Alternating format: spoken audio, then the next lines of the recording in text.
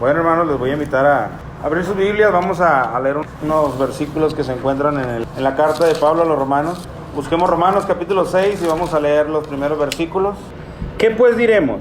¿Perseveraremos en el pecado para que la gracia abunde? En ninguna manera, porque los que hemos muerto al pecado, ¿cómo viviremos aún en él? ¿O no sabéis que todos los que hemos sido bautizados en Cristo Jesús hemos sido bautizados en su muerte? Porque somos sepultados juntamente con él para muerte por el bautismo, a fin de que como Cristo resucitó de los muertos por la gloria del Padre, así también nosotros andemos en vida. Y no sé si tú notaste esa última parte, lo voy a explicar ahorita con más calma, pero fíjate en ese versículo 4, habla del bautismo, dice que somos sepultados juntamente con él para muerte. ¿Por qué cosa? Por el bautismo, es un simbolismo el bautismo. Tú te identificas con Cristo en su muerte cuando eres bautizado. Y luego dice claramente, a fin de que como Cristo resucitó a los muertos para la gloria del Padre, así también nosotros andemos en vida nueva. Esa es la finalidad. Por eso, hermanos, mi título es Llamados a una vida. Bueno, dice el versículo 1, ¿qué pues diremos? ¿Perseveraremos en el pecado para que la gracia abunde? Y es una pregunta retórica, hermanos. ¿Alguien sabe lo que es una pregunta retórica?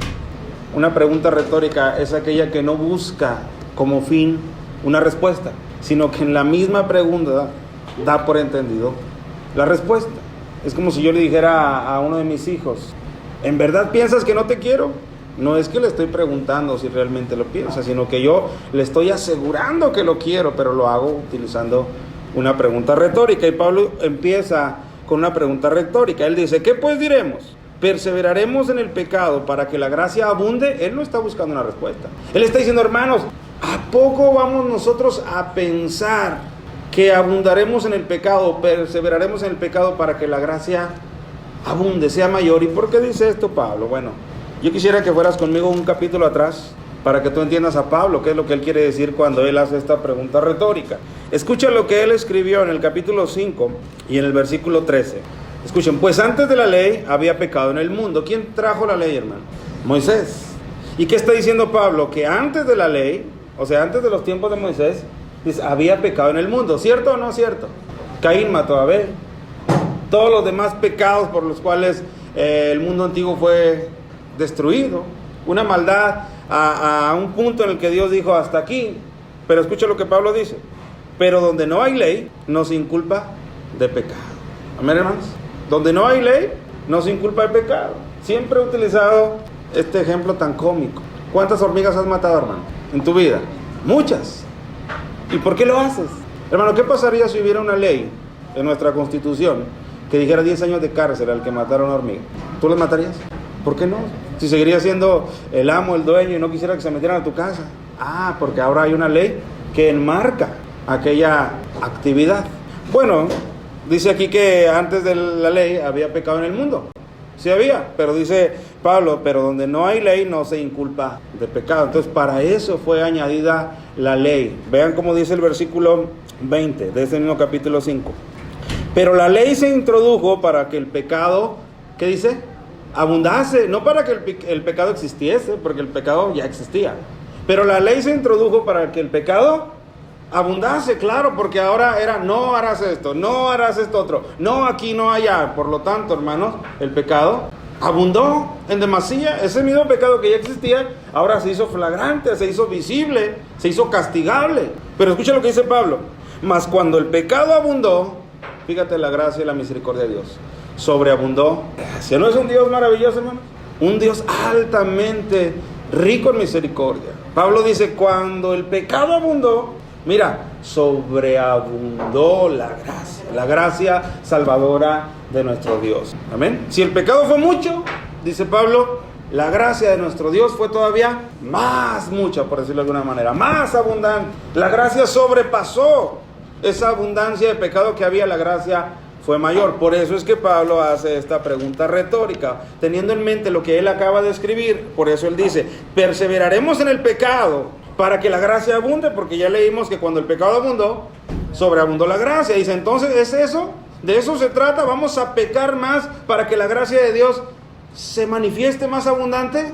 Y entonces él contesta en el versículo 2, dice, en ninguna En ninguna manera. No se trata de eso, hermano. No se trata de como pudiera especular alguno. Bueno, al cabo, cuando más pecado hay, es cuando más Dios se muestra misericordioso. No. Dice, en ninguna manera. Porque los que hemos muerto al pecado, ¿cómo viviremos aún en él? Y él está asumiendo que todo creyente, hermano, entiende que ha muerto al pecado. Por eso Pablo dice y nos convida, escucha cómo él dice, porque los que hemos muerto, ese hemos te incluye a ti y me incluye a mí. Solo que en el versículo 3, él ahora sí hace una pregunta retórica en parte, pero también didáctica por si alguno no lo sabía. Escuchen todavía el versículo 2, en ninguna manera, porque los que hemos muerto al pecado, ¿cómo viviremos aún en él? Es imposible, pero nota lo que él dice en el versículo 3. ¿O no sabéis que todos los que hemos sido bautizados en Cristo Jesús hemos sido bautizados en su muerte? Él hace una pregunta en la cual pudiera haber la posibilidad de que alguno no lo supiera. Y por lo tanto, él va a hacer una explicación para que nosotros entendamos, hermano, que cuando nosotros venimos a Cristo y todavía cuando hemos sido confirmados en el bautismo, nosotros hemos muerto al pecado. Hemos muerto al pecado. Por eso Pablo dice, ¿no lo saben? Bueno, dice, si no lo saben, hoy lo van a saber. Hermanos que se van a bautizar y los que ya nos hemos bautizado, sepan que cuando nosotros hemos venido a Cristo y hemos sido bautizados, hemos sido considerados como alguien que ya murió para el pecado.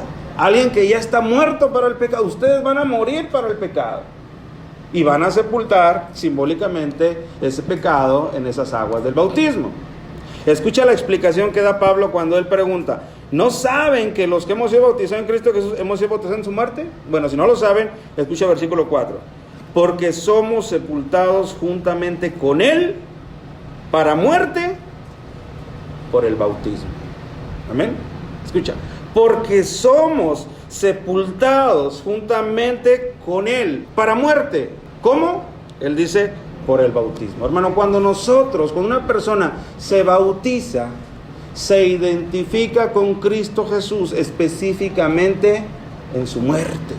Se identifica con él, hace una comunión con él, valora su muerte, se identifica de tal manera que es como si él se agregara también a morir. Bueno, Cristo tenía el poder de poner su vida y volverla a tomar. Yo no, si yo muero físicamente, hasta que él me resucite. Pero, hermanos, cuando yo soy bautizado voluntaria y convencidamente, yo me estoy identificando con él en su muerte. Y cuando yo soy bautizado, es como si yo fuera también sepultado, como si fuera dejado atrás todo mi expediente y mi antecedente pecaminoso. Escucha cómo él dice, porque somos sepultados juntamente con él para muerte, por el bautismo. Y aquí entra el sentido de nuestra predicación, porque yo les dije, somos llamados a una vida nueva. Escucha, a fin de que como Cristo resucitó de los muertos, por la gloria del Padre, así también nosotros andemos en nueva vida. Cuando yo me identifico en su muerte, yo me identifico con él para también ser identificado con él en su resurrección. Cuando yo me identifico en su muerte, yo lo hago para también ser identificado con él en su resurrección. ¿Y qué es una resurrección? Una vida nueva. Esto es lo que Pablo quiere enseñar en este corto pasaje, que todos los que hemos sido bautizados en Cristo, somos agregados a Cristo, somos identificados con él en su muerte con un propósito para también ser identificados con él en su resurrección. Y lo que quiere decir su resurrección en nuestras vidas es una vida nueva. Y conforme vayamos avanzando, yo te voy a ir mostrando cómo luce una vida nueva, de alguien que previamente se ha identificado con Jesucristo en su muerte a través del bautismo, y previamente, o posteriormente, mejor dicho, posteriormente es identificado con él en su resurrección cuando él sale de ser bautizado. Es un acto simbólico que ocurre en ese momento. Eres bautizado y en ese momento simbólicamente eres sepultado, y cuando eres levantado en un instante, simbólicamente en ese momento tú estás siendo resucitado a una nueva vida. Y eso lo vamos a ir viendo. Escucha el siguiente versículo. Porque si fuimos plantados juntamente con Él en la semejanza de su muerte a través del bautismo, si tú has sido plantado juntamente con Él en la semejanza de su muerte, escucha, así también lo seremos en la semejanza de su resurrección. Es algo análogo. Es algo a semejanza. Tú te bautizas conscientemente y te estás identificando con Jesucristo en su muerte y sepultura. Para luego, cuando tú eres levantado, en ese momento tú te identificas a semejanza de su resurrección. Y esto a mí me llena de gozo, hermanos. Porque aunque es algo simbólico, dentro de nuestro corazón, en nuestra vida espiritual, verdaderamente ocurre algo diferente, algo nuevo. Un nuevo nacimiento. Esta es la enseñanza de Pablo. Ahorita voy a abundar un poquito más. Quiero que vayan al versículo 11, porque en el versículo 11 Pablo nos da una conclusión de esta enseñanza. La enseñanza es, hermanos, cuando nos bautizamos, nos identificamos con Él en su muerte, para luego también identificarnos con Él en su resurrección, lo que es una vida nueva, y después de estar una vida nueva, pues entonces ya no podemos vivir en el pecado. Así también vosotros, consideraos muertos al pecado, pero vivos para Dios en Cristo Jesús, Señor nuestro. Esta es una conclusión.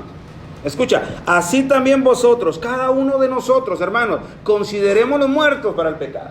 Tú estás muerto para el pecado, pero dice aquí, pero vivos para Dios en Cristo Jesús. Esa es la conclusión. Tú debes saber, hermano, que tú has muerto para el pecado, pero continúas vivo para Dios en Cristo Jesús.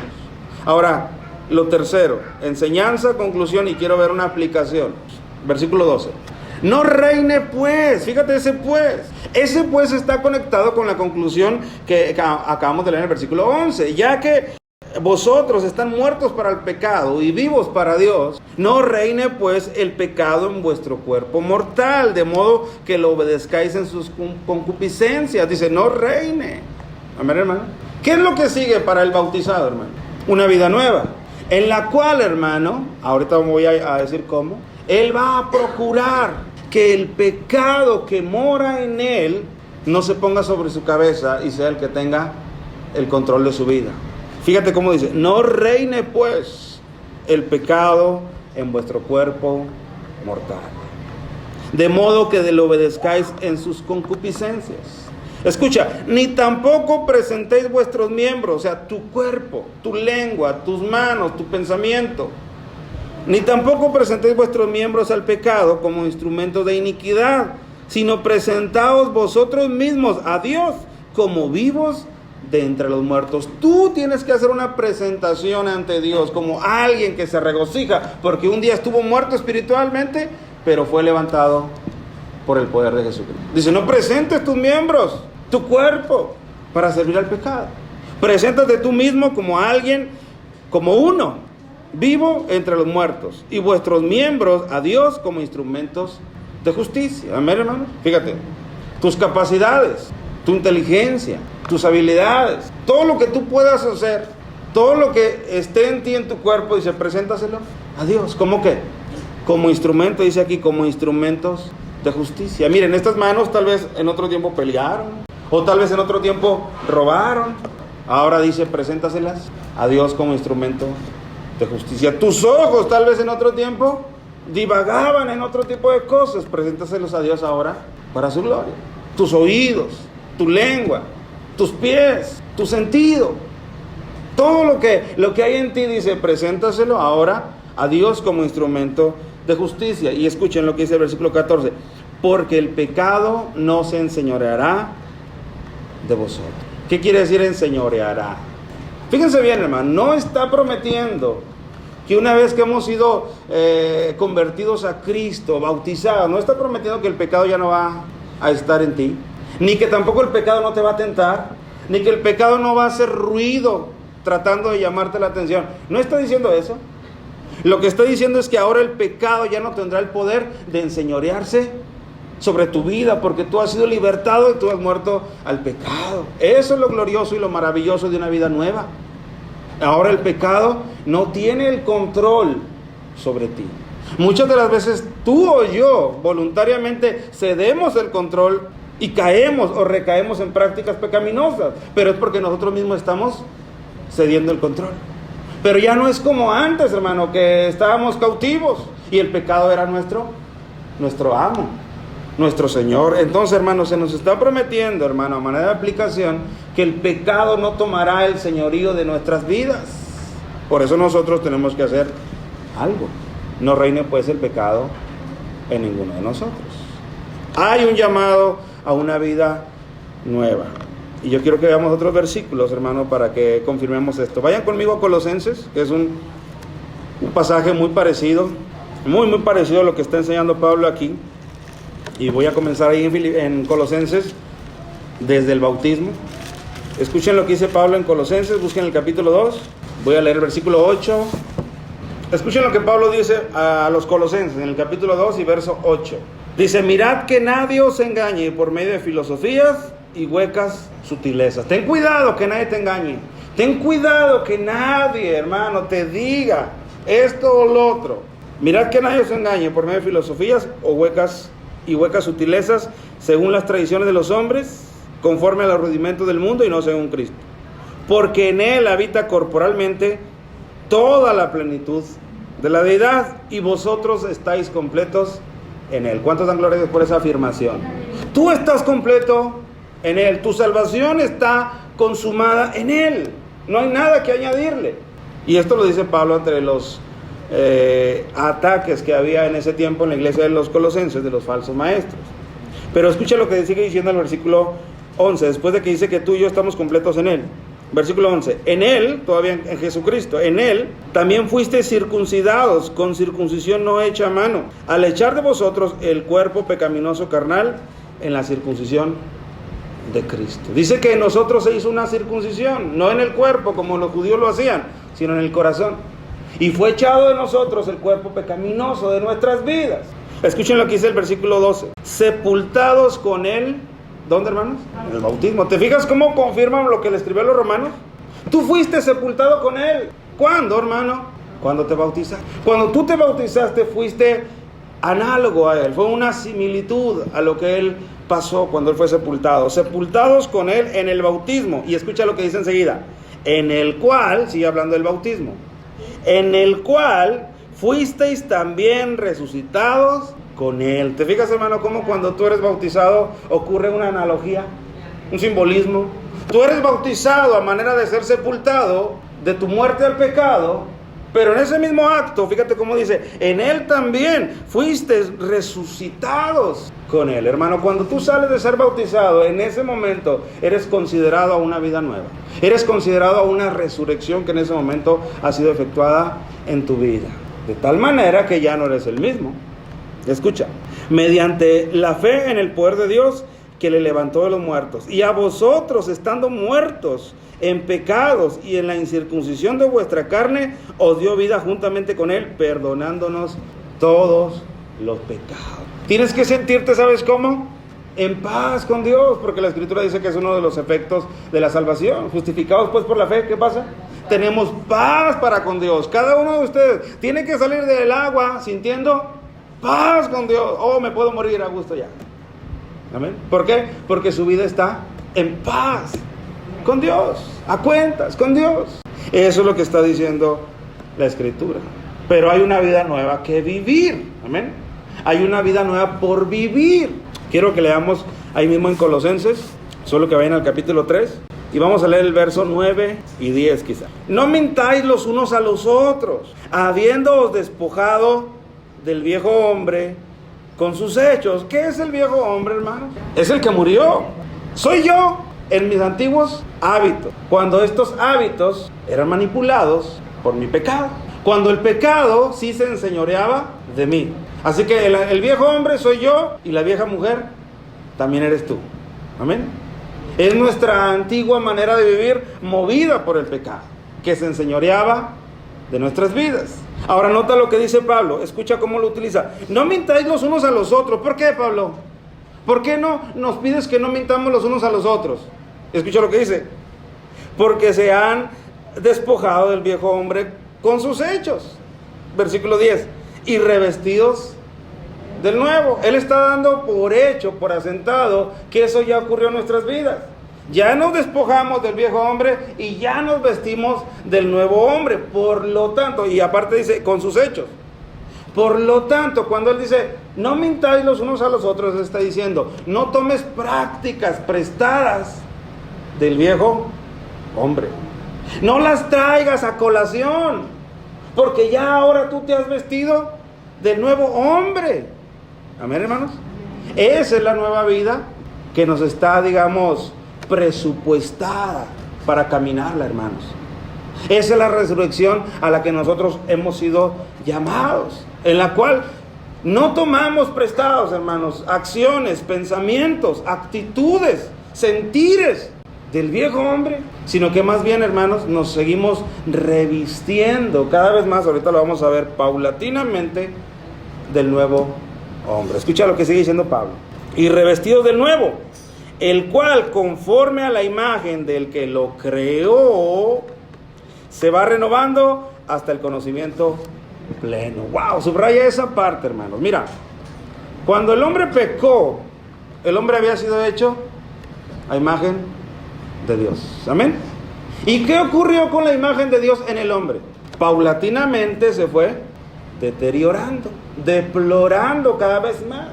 Los años pasaron, el pecado incrementó, las generaciones se fueron cada vez más a pique y la imagen de Dios fue desvirtuada en cada hombre y en cada mujer. Así ocurrió. ¿Qué ocurre cuando viene Cristo a nuestras vidas y nos reencuentra y nos salva? Bueno, pues ahora esa imagen de Dios que estaba caída y que estaba desvirtuada en nuestras vidas, paulatinamente ahora empieza a ascender y a volver nuevamente a reposicionarse en nuestras vidas. Fíjate cómo lo dice aquí. Y revestidos del nuevo, el cual conforme a la imagen del que lo creó, y dice, se va renovando hasta el conocimiento pleno. ¿Qué es renovar, hermanos? Se va haciendo nuevo, poco a poco, paulatinamente, en esta vida que está presupuestada para ti, vida nueva, vida de resurrección espiritual, está presupuestado para ti que poco a poco tú vayas creciendo hasta que la imagen de Dios sea formada nuevamente como Él en un principio la creó. No ocurrirá en esta vida, pero en esta vida sí ocurrirá un crecimiento paulatino y sostenido en ti y en mí. Y gloria a Dios por eso. Por eso es antinatural, espiritualmente hablando, hermanos, que en nuestras vidas pasen los años, nos sigamos siendo los mismos. Es antinatural, algo no está ocurriendo bien ahí, porque el proceso es hacia adelante, hacia la mejora. Proceso que está siendo llevado a cabo por el Espíritu Santo en nuestras vidas. No es que haya un conjunto de reglas que se te digan y tú las tengas que ir siguiendo. Más bien es el Espíritu que Dios ha puesto en tu vida el que va a ir inspirando y motivando esos cambios que se tienen que ir gestando en tu vida y en la mía. Y gloria a Dios por eso. Amén, hermanos. Fíjense lo que les dice a los Efesios. Vayan a Efesios capítulo 4. Vamos a leer desde el versículo 22. En cuanto a la pasada manera de vivir, despojaos del viejo hombre. Está hablando de lo mismo, ¿verdad que sí? El viejo hombre, la pasada manera de vivir. ¿Y qué es lo que nos está pidiendo? Que nos despojemos de él poco a poco. En cuanto a la pasada manera de vivir, despojados del viejo hombre. ¿Por qué?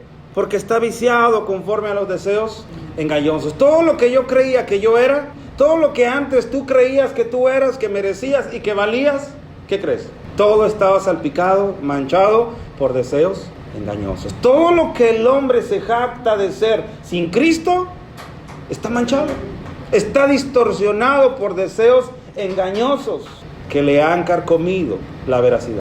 Por lo tanto, hermanos, si esto es así, yo debo de sentir urgencia por ir desprendiéndome cada vez más del viejo hombre y de las viejas actitudes. Eso tiene que ser así. Escuchen.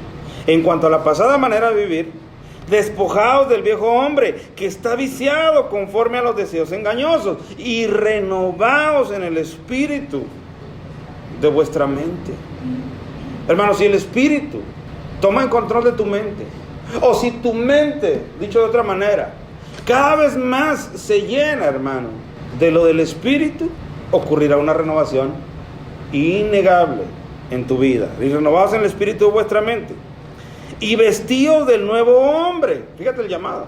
Vestíos del nuevo hombre, ¿Qué tengo que hacer yo ahí, hermanos? ¿O sí tengo que hacer algo yo ahí, hermanos? Sí tengo que hacer algo yo ahí. Irme vistiendo cada vez más de las prendas que Dios ya puso a mi alcance. Dios ya las puso en mi guardarropa espiritual, con su espíritu. Pero yo tengo que cada vez más vestirme, ejercitarme, andar de acuerdo a las prendas que Dios ya puso en mi guardarropa espiritual. Por eso dice ahí, y vestido del nuevo hombre. Este está creado, según Dios, en la justicia y santidad de la verdad. Si el otro estaba viciado por los deseos engañosos, este nuevo hombre está creado conforme a la justicia y a la santidad de la verdad. El otro viejo hombre, hermanos, el que éramos antes, estaba basado en ilusiones, en engaño, en afiguraciones. Y este nuevo, hermano, está formado de acuerdo a la verdad. Por lo tanto, dice, despójate de aquello que eras y vístete de aquí en adelante de esto que el Señor ha provisto para ti en una vida nueva. Pero nosotros tenemos un rol que hacer, identificando mi antigua manera de vivir para dejarla a un lado. Nota los ejemplos que da Pablo en esos mismos versículos. Vean los ejemplos. Fíjense cómo enlaza ese por lo cual. Es como diciendo, esto que les estoy enseñando es teórico, pero ahora viene lo práctico, lo aplicativo. Escuchen, por lo cual, desechando la mentira, ese es un acto. Desechando la mentira, ¿qué estoy haciendo ahí? Me estoy desprendiendo de una herramienta o de una vestimenta del viejo hombre. Por lo cual, desechando la mentira, ahí está. Pero ¿qué viene enseguida? Hablad verdad cada uno con su prójimo. ¿Tú ves ahí cómo claramente están manifestadas las dos cosas que Él nos pide? Por un lado te desprendes del viejo hombre y por el otro lado te vistes del nuevo hombre. ¿Cómo? Desecho la mentira y hablo verdad para con mi prójimo. Y fíjate cómo dice, para con su prójimo. ¿Quiénes entran en esa línea de mi prójimo, hermano? El creyente, sin lugar a dudas. Mi pariente también. El inconverso también es mi prójimo. Y soy llamado ¿a qué, hermanos? A hablar verdad para con todos, incluso para el que me habla mentira. Yo estoy llamado en esta vida nueva a ser veraz en mis palabras, veraz en lo que digo. Pero para eso yo tengo que desprenderme del viejo hombre, de la vieja manera de hablar. Hermanos, ¿quién de ustedes después de un día acalorado de trabajo, de desgaste, de sudor, quién de ustedes llega a su casa y se viste su ropa nueva, de gala, encima de la que ya tenía? ¿Quién de ustedes hace? Ninguno hacemos eso. Todos primeramente nos despojamos de lo que ya está sucio, para después tomar una ducha y luego vestirnos de mejor manera. Bueno, lo mismo ocurre en el ámbito espiritual. Hermanos, desafortunadamente a veces la falta de comprensión de la Escritura nos hace pensar que no importa que yo siga trayendo mis ropas antiguas, que al cabo con que me vista de las nuevas, y parece que quiero tener esas dos ambigüedades, esas dos vestimentas en mi itinerario, y no puedo hacerlo así. Que al cabo la ropa nueva me tapa la vieja, sí, pero ¿y los olores? Salen a relucir, aunque no se vea. Por eso yo tengo que desprenderme de mi antigua manera de no taparla. Yo tengo que desprenderme de esa antigua manera de vivir y apropiarme de la nueva que me ha sido otorgada por Dios a través de su Espíritu. Noten cómo dice, por lo cual desechando la mentira, hablad verdad cada uno con su prójimo, porque somos miembros los unos de los otros. Escucha otro ejemplo ahí mismo. Airaos, pero no pequéis. Hermano, cuando no conocíamos a Cristo, ¿nos airábamos? Pues si ahora me airo, hermano. Pues imagíneme cuando no conocía a Cristo. Me airaba más. ¿Y qué era lo que me hacía? ¿A dónde me conducía ese enojo, ese enfado? Pues sin lugar a dudas a pecar. ¿Por qué? Porque reventaba o hablaba o hacía o maldecía o dañaba. Amén, hermanos. Entonces ahora te dice, enójate, pero no peques. Ya está hablando de una nueva forma de vivir. Escucha, versículo 28. El que hurtaba, no hurte más. ¿Qué está haciendo el que hurtaba, hermano? Se está desprendiendo de su antiguo hombre, de su antigua vestimenta. El que hurtaba no hurte más. Entonces, ¿qué? Trabaje haciendo con sus manos lo que es bueno, para que tenga que compartir con el que padece necesidad. ¿Te fijas, hermano, cómo este cambio de vestimenta es algo notorio? Es algo notorio. Es algo que yo dejo de hacer mis antiguas prácticas y yo ahora asumo prácticas que antes yo no conocía, o que no podía, o que no me interesaban. ¿A qué me voy a andar preocupando por el otro que no tiene que comer si yo solamente me preocupo por mí? Sí, porque ese, acuérdate, estaba formado de acuerdo a deseos engañosos. Pero ahora, hermanos, que me estoy vistiendo del traje de la verdad que me es otorgado por Dios en la salvación, hermano, hay nuevos actos, nuevas actitudes, nuevas obras, nuevos sentires en los cuales caminar. Si tú te fijas, Pablo viene haciendo en estos versículos ejemplificativo en gran medida. Él dio la teoría, despójense y revístanse, pero luego empieza a poner ejemplos muy de la vida de cada uno de nosotros, en el enojo, en las mentiras, ahora en el compartir o en el que robaba. Escucha verso 29. Ninguna palabra corrompida salga de vuestra boca. ¿Qué era eso? Era la característica del viejo hombre. Hermanos, y no me digan que no. Nosotros podemos ver las pláticas del inconverso. Son puras pláticas obscenas, de doble sentido, de crítica, de chisme, de mala intención, de agresividad, de falsedad. ¿Eso, hermano, es compatible con nuestras vidas? Ahora ya no. Era compatible en nuestra antigua manera de vivir, pero ahora ya no. Por eso dice, ninguna palabra corrompida salga de nuestra boca. Y entonces, ¿qué tiene que salir de mi boca? Escucha. Sino la que sea buena para la necesaria edificación, a fin de dar gracia a los oyentes. ¡Wow, hermano! Hasta tus labios, hasta tu lengua es, hermano, receptora de un cambio. Lo que antes hablaba para herir, ahora tu lengua es llamada ahora para sanar. Lo que antes era para maldecir, ahora en la resurrección que se te otorga, en la vida nueva, ahora tu lengua está puesta para edificar, para levantar, para bendecir, para consolar, para ayudar, para fortalecer con tus palabras, hermano. Entonces hay un llamado, hermano, sin lugar a dudas, para los que se van a bautizar y para los que ya hemos sido bautizados. Es un llamado a caminar en una vida nueva que nos es puesta delante de nosotros por parte de Dios. Amén, hermanos. Hay una vida nueva que caminar. Amén, hermanos. Quítense de vosotros toda amargura, enojo, ira, gritería, maledicencia y toda malicia. Dice, quítense todos esos estados de ánimo, actitudes internas. Y al contrario, dice, antes sean benignos unos con otros, misericordiosos, perdonándonos unos a otros, como Dios también nos perdonó a vosotros en Cristo. ¿Te fijas cómo son dos polos completamente contrarios?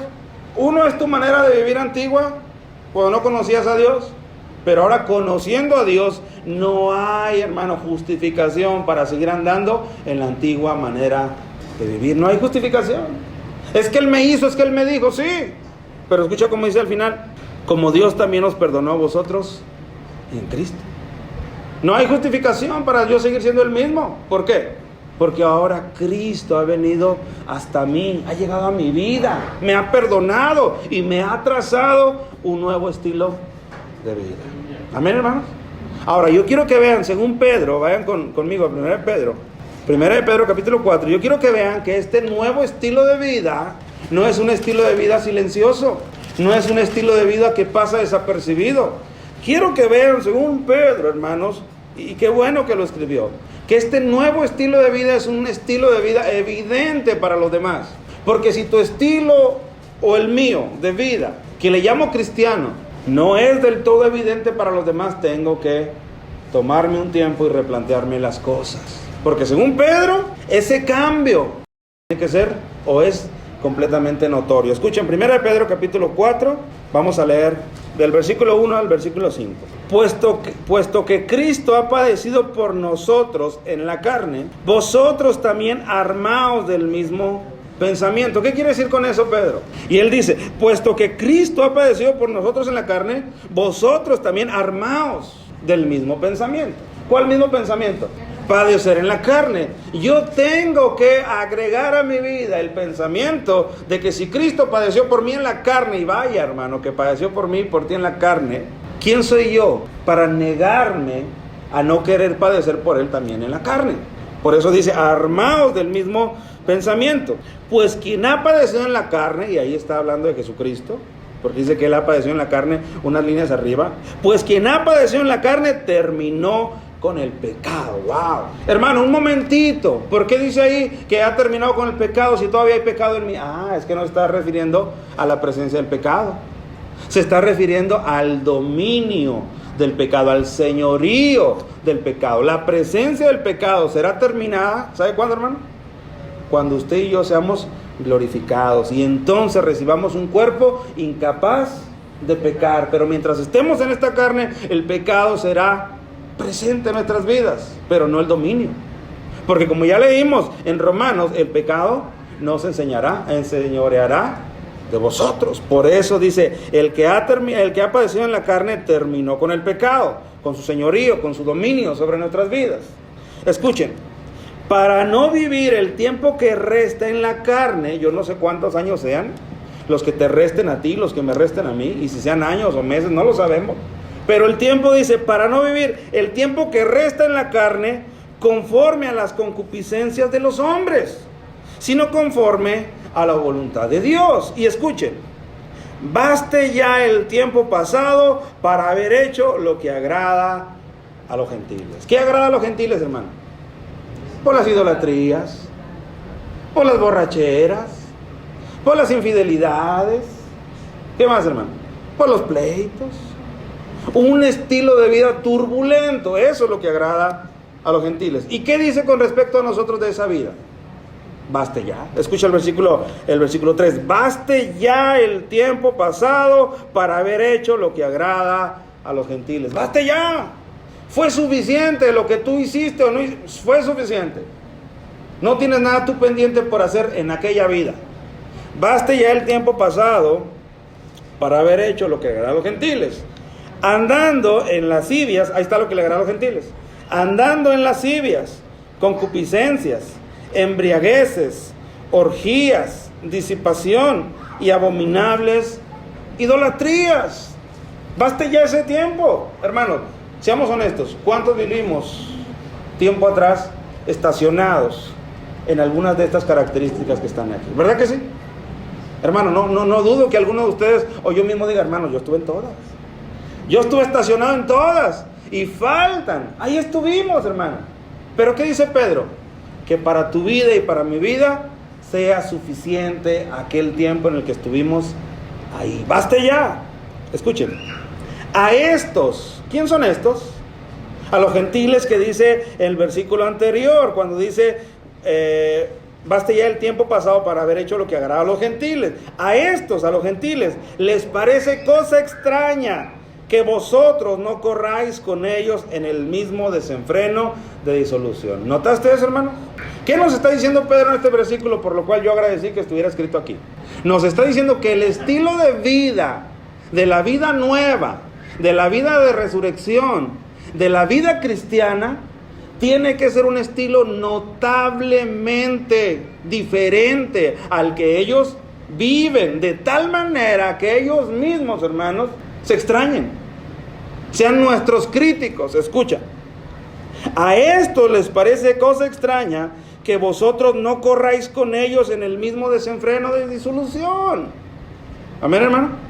Mi vida cristiana, mi andar cristiano, mi conducta cristiana, mi pensamiento cristiano les tiene que ser extraño a ellos. Les tiene que ser ajeno a ellos, sorprendente. Oye, ¿y tú por qué no haces esto? ¿Y por qué tú no vas a donde yo voy? ¿Y por qué tú no te deleitas en lo que yo me deleito? ¿Y por qué tú no hablas de la forma en que yo hablo? ¿Y por qué tú no vistes de la manera en la que yo visto? ¿Y por qué a ti no te interesa que te vean como a mí me ven? Todo ese tipo de cosas, mis amados hermanos, les tiene que ser claro a ellos. ¿Cómo está siendo nuestra vida cristiana? No ante Dios, porque Él lo conoce. Ante el mundo en el cual estamos nosotros inmiscuidos. Estamos en el mundo, pero no somos del mundo, dijo Cristo. Pero ¿cómo es la sensación que ellos tienen de nosotros? Pedro está diciendo claramente que nuestra nueva vida tiene que ser una vida diferenciada, marcada. Hermano, ¿y qué pasa, hermano, cuando el mundo no distingue mi estilo de vida? ¿Qué pasa cuando el mundo ni siquiera se sorprende de mi estilo de vida?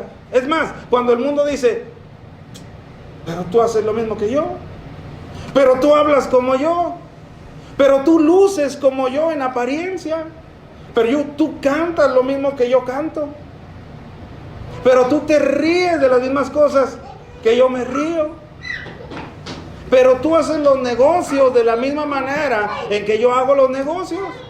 ¿Cómo? ¿Cómo está eso?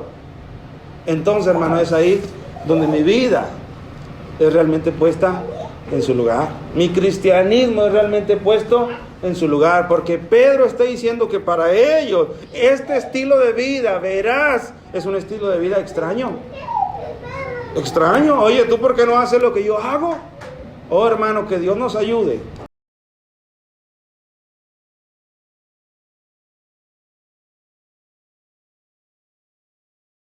Que Dios nos ayude cuando el inconverso no esté viendo ninguna diferencia en nosotros. Ahí debemos de preocuparnos. Ahí debemos de detenernos y decirle, Señor, algo está pasando en mí, no luzco tan diferente. El cristiano, sea que esté con una sola persona o un grupo de personas, siempre tiene que caracterizarse por algo diferente en ese grupo de personas donde esté. Sea como piensa, sea como habla, sea como actúa, sea como reacciona, sea como ama. Hay muchas maneras, hermanos, en las cuales nosotros podemos ser diferentes, pero hay de nosotros cuando esta diferencia sea totalmente nula, inexistente. Porque Pedro está diciendo claramente que a ellos les parece cosa extraña que vosotros no corráis junto con ellos en el mismo desenfreno de disolución. Y eso que no he leído todavía la última parte, porque Pedro dice, y os ultrajan. ¿Por qué os ultrajan? ¿Por qué te dañan? ¿Por qué les caes gordo? Es lo que quiere decir Pedro cuando dice, y os ultrajan. ¿Por qué? ¿Por qué te persiguen? Porque no luces como ellos lucen, y tu vida les es contraria y fastidiosa. Claramente Pedro está diciendo, hermano, que la vida cristiana es una vida totalmente diferenciada. Totalmente diferenciada. No perfecta, pero sí diferenciada. Amén, hermanos. Entonces, detengámonos un momento a ver el camino que ya hemos recorrido en la vida cristiana para ver si ese camino realmente produce en ellos esa sensación, mira, él no es igual, ella no es igual. Hermanos, es alentador, de verdad. Cuando detalles tan insignificantes como, por ejemplo, cuando vas a almorzar y almuerzas con las demás personas y que tú te tomas medio minuto para darle gracias a Dios y no te avergüenza hacerlo en público. Eso ya causa una extrañez en ellos. ¿Y Bueno, es que tiene agradecimiento a aquel que le da un plato de comida. Eso ya es algo, aunque sea sencillo, pero significativo. Hay detalles, hermano, muy, muy pequeños en los cuales nuestra vida cristiana tiene que relucir, y no por nosotros mismos, sino por lo que se supone que Dios está haciendo en nosotros, amados hermanos. Amén, hermanos. Cuando te preguntan, oye, ¿y a ti qué música te gusta? No, pues los corridos alterados. No, pues el reggaetón. No, ¿qué estamos testificando con eso, hermano? Que nos gusta lo mismo, exactamente. Que nos gusta lo mismo. Que vivimos de la misma manera que viven ellos.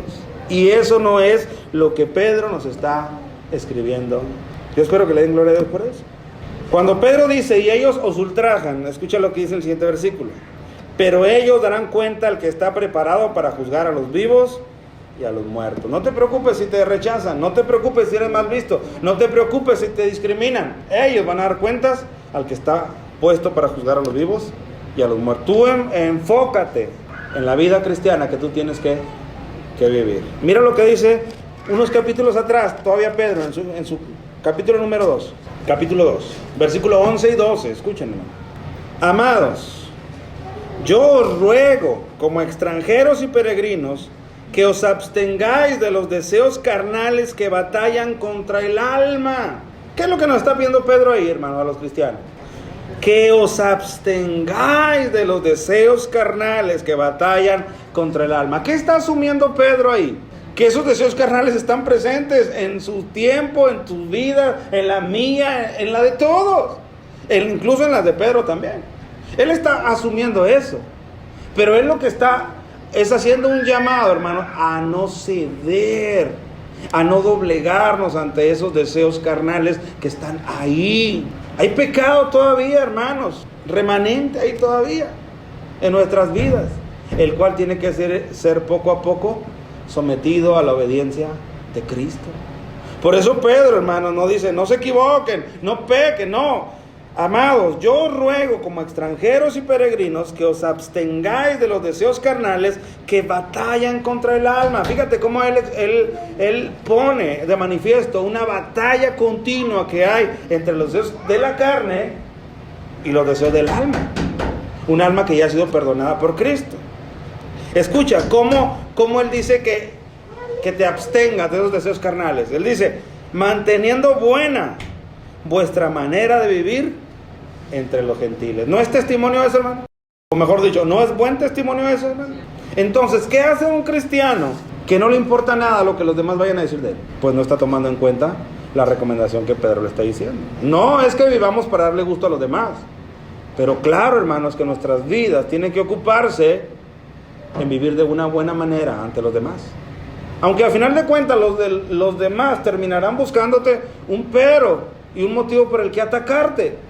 Pero tú mantente en una línea fiel delante de Dios. Escucha, manteniendo buena vuestra manera de vivir entre los gentiles, para que en lo que murmuran de vosotros como malhechores, ahí está, de todos van a hablar de ti como si fueras alguien, dice aquí malhechor, alguien que está viviendo mal. Dice, glorifiquen a Dios en el día de la visitación al considerar vuestras buenas obras. Dice, mantente fiel. Porque quizás ese que hoy habla de ti, ese que murmura de ti, ese que blasfema de ti, el día de mañana sea alcanzado por Dios en una visitación para Él. Y entonces va a glorificar a Dios al acordarse de tus buenas obras. Ah, con razón la hermana fulana o el hermano fulano, cada vez que le aventaba la basura, se aguantaba. A ver, hermano. O me seguía dando los buenos días. Amén. O me seguía dando los buenos días al menos. Con razón, ahora lo comprendo. Hermano, tú no sabes de qué maneras obra Dios, ni en qué tiempo obra Dios. Ni tampoco Dios tiene que desplegarte a ti el cómo va a obrar en los demás para que entonces tú digas, bueno, entonces así sí. Es lo que pide es fidelidad de tu parte y de la mía, a pesar de los pesares en los cuales Él se mueva. Hermano, pero yo no puedo hacer eso. A mí me hacen y yo reacciono, y no se preocupe, hermano, yo también. A mí me dicen y yo siento, sí, yo también, hermano. Y entonces, ¿cómo es que la Escritura nos dice esto? Que nosotros tengamos que mantener buena nuestra manera de vivir entre los gentiles. Bueno, yo quisiera que recordáramos dos textos y con ellos finalizamos. Yo quisiera que ustedes recordaran lo que Cristo les dijo a sus discípulos en Hechos 1, cuando les mencionó el Espíritu Santo. Él les dijo que cuando recibieran el Espíritu Santo en Hechos 1, ellos iban a recibir junto con el Espíritu Santo algo indispensable para nosotros poder mantener buena nuestra manera de vivir. Versículo 8 del capítulo 1 de Hechos. Dice, pero recibiréis poder cuando haya venido sobre vosotros el Espíritu Santo. ¿Qué vas a recibir, hermano? Poder facultativo, poder capacitativo, poder que te ayude, poder que ponga en ti el querer para luego llevar ese querer a el hacer. ¿No es lo que dice la Escritura? Entonces yo necesito el Espíritu Santo sin lugar a dudas para mantener buena una manera de vivir entre los gentiles, para no ceder ante los apetitos de mi carne. Yo necesito el poder que está en el Espíritu Santo, que ¿dónde está? Está en ti y está en mí, porque el Señor lo quiso poner ahí morando en nuestras vidas para darnos precisamente ese poder. Ve lo que le dice Pablo a Timoteo, 2 Timoteo capítulo 1, verso 7, y con eso terminamos. 2 Timoteo 1, desde el 6, hermano. Por lo cual te aconsejo, Pablo diciéndole a Timoteo, te aconsejo que avives. ¿Qué es avivar, hermano? Incrementes, enciendas, amén. Por lo cual te aconsejo que avives el fuego del don de Dios que está en ti, ese es el Espíritu Santo, por la imposición de mis manos. Porque no nos ha dado Dios espíritu de cobardía, sino de poder, amor, ¿y qué más, hermano? Dominio propio. Ah, sí te puedes dominar, hermano. Ah, hermana, sí te puedes dominar, hermana. ¿Por qué te puedes dominar, hermano o hermana? Porque Dios ha puesto un espíritu de poder en tu vida para que tú te puedas dominar y mantener buena bajo ese dominio propio tu manera de vivir entre los gentiles, para que el día de mañana, si Dios quiere, ellos glorifiquen a Dios, si es que tienen una oportunidad de salvación al considerar tus buenas obras. Pero sí puedes. ¿Por qué puedes? Porque hay un espíritu de poder que Dios ha puesto en tu vida. Amén, hermanos. Por eso Pablo está diciendo a Timoteo, Timoteo, aviva el fuego del don de Dios que está en ti, aviva, no te intimides. Escucha lo que le dice el siguiente versículo, el 8. Por tanto, una vez, Timoteo, que entiendes que hay poder en tu vida, por tanto, no te avergüences de dar testimonio de nuestro Señor, ni de mí, precio suyo, sino participa de las aflicciones por el Evangelio según el poder de Dios. Participa de las aflicciones. No es una aflicción, en el ejemplo que yo le daba, hermano, cuando la vecina le avienta la basura, no es una aflicción usted tener que soportar aquello. ¿Y qué le dice Pablo a Timoteo? Rehuye. ¿Qué le dice? Participa de las aflicciones por el Evangelio. Amén, hermano. Hermano, es que ese estilo de vida no me gusta. Yo no quiero caminar, sí quiero ser cristiano, pero no quiero caminar de esa manera. Pues, ¿qué crees, hermano? Es la única manera. ¿Por qué? Porque Cristo trazó el camino. Dice Pedro que dejándonos sus pisadas para que nosotros caminemos en ellas. Cristo fue el que trazó el camino. Porque para nuestra salvación Él tuvo que padecer, Él tuvo que aguantar, Él tuvo que quedarse callado. Cuando le maldecían, Él bendecía. No amenazaba, dice Pedro, y nosotros a veces, hermano, ante la más mínima provocación, sacamos nuestro viejo hombre, que a veces quiere todavía relucir en nosotros. Yo sé que a nadie nos gusta este camino, pero este es el camino por el cual el Señor presupuestó que nosotros caminásemos. Y con la ayuda de su Espíritu, hermanos, sin lugar a dudas, podemos transitarlo y llegar hasta el final. Amén, hermanos. Entonces, mis hermanos que se van a bautizar, espero que ninguno me diga, hermano, mejor aguánteme para el otro año. Espero que nadie piense así, al contrario. Espero que digan, amén, porque si Él padeció por mí en la carne, yo también me voy a armar del mismo pensamiento. Voy a padecer por Él lo que me sea necesario. Si es una crítica, voy a aguantar la crítica. Amén. Si es un menosprecio, voy a aguantar el menosprecio. Cristo aguantó más por mí. Así que, hermanos, hay un camino que caminar, hay una nueva vida, hay una resurrección simbólica que vivir en nosotros, y ese vivir es un estilo diferenciado ahora en mi vida. Amén, hermanos. Yo te invito, hermano, para cerrar, yo te invito que tú, de manera consciente, Pablo dice, examinándonos a nosotros mismos, si estamos en la fe.